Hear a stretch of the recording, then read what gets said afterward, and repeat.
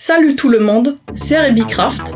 Hey, moi aussi je veux parler de notre cher ami Wuhan. Peu importe si ce sera encore d'actu ou pas quand cette vidéo sera en ligne. Au moins je saurai comment anticiper pour les prochaines maladies à la mode. J'ai mis 5 jours à écrire le script, du 14 au 19 mars 2020. Le Covid-19 est un virus avec une couronne qui fait partie de la famille des coronavirus. Ses symptômes sont similaires à ceux d'une grippe classique, mais a plus de chances d'être mortel. Est-ce qu'il vient de la chauve-souris ou du pangolin? Pas la moindre idée. Il n'y a pas de vaccin contre ce virus à l'heure actuelle. Même sans, il est possible de l'éviter voire d'en guérir, en respectant simplement les consignes de précaution. De nouvelles méthodes de diagnostic sont en train d'être mises en place, bien qu'elles ne datent pas d'hier. Ce qui est déjà le cas en Israël. J'ai mis quelques sources et informations officielles dans la description.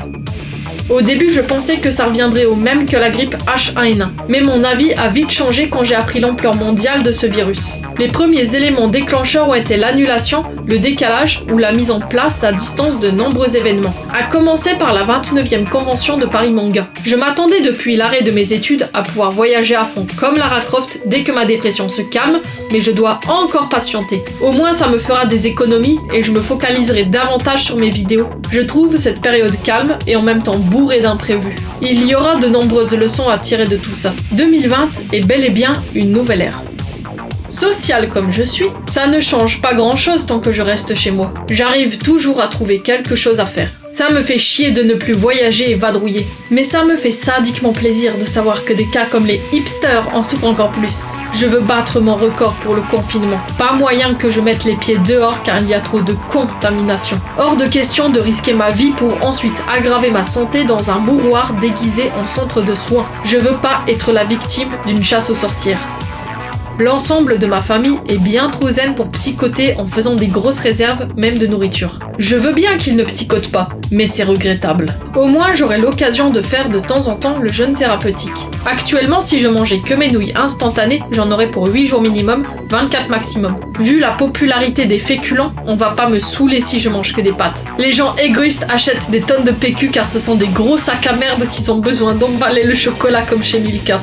Depuis quand le PQ se mange? Faut vraiment avoir des goûts de merde pour ça. Pour les trous du cul, ça explique le PQ. Avec les mouchoirs tout neufs de resto que j'ai récupérés, les feuilles A4 d'occasion que je conserve, et des livres dont je ne me suis pas encore débarrassé, ça me fait quand même des réserves pour me torcher. J'ai aussi accumulé des tas d'autres choses utiles à force de faire du troc dans les vides-greniers.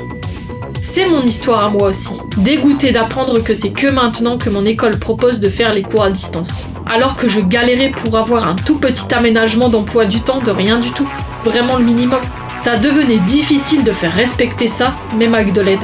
Je me dis qu'au moins, c'est pas moi le cobaye. Ma dépression m'a protégée de contamination potentielle. Comme quoi l'enfer peut être pavé de bonnes intentions. L'eugénisme actuel, volontaire ou non du monde médical, m'incite à être encore plus prudente pour ma santé. Les validistes et les imprudents qui s'en foutent me font plus peur que cette pandémie dont ils sont complices. Je n'oublierai jamais ce qui s'est passé. N'étant pas concernée, j'aurais pas grand chose à dire là-dessus. Je stresse plus ou moins par peur de le choper, mais je reste la plus calme possible. Je suis inquiète pour les gens de mon entourage, surtout certaines personnes de ma famille. J'espère ne pas péter les plombs, même si je suis à la base capable de ne pas sortir de chez moi pendant un long moment. Le risque que certaines mesures de sécurité restreignent les libertés de chacun, même celles des gens qui les suivent scrupuleusement. Je savoure déjà ce moment. Des étudiantes à qui j'ai fait un généreux don sur KissKissBankBank ont enfin pu me donner ma contrepartie principale. Il n'y a rien de tel qu'un bon petit Corona pour réussir à relancer les gens. Ça modifie leurs priorités. Des tas de choses qui étaient utopiques à la base ont fini par se réaliser comme par magie. Et j'espère que les gens ne vont pas attendre l'arrivée d'une nouvelle pandémie pour maintenir et améliorer leurs efforts. Les animaux sauvages, les plantes et le reste de la nature peuvent prendre des vacances. En tant que personne autiste, je me suis jamais sentie autant adaptée à la société. Fini les serrages de main et surtout la bise imposée au risque de rouler une pelle par erreur, parce que c'est comme ça qu'on socialise. Trouvez autre chose si vous voulez vous saluer.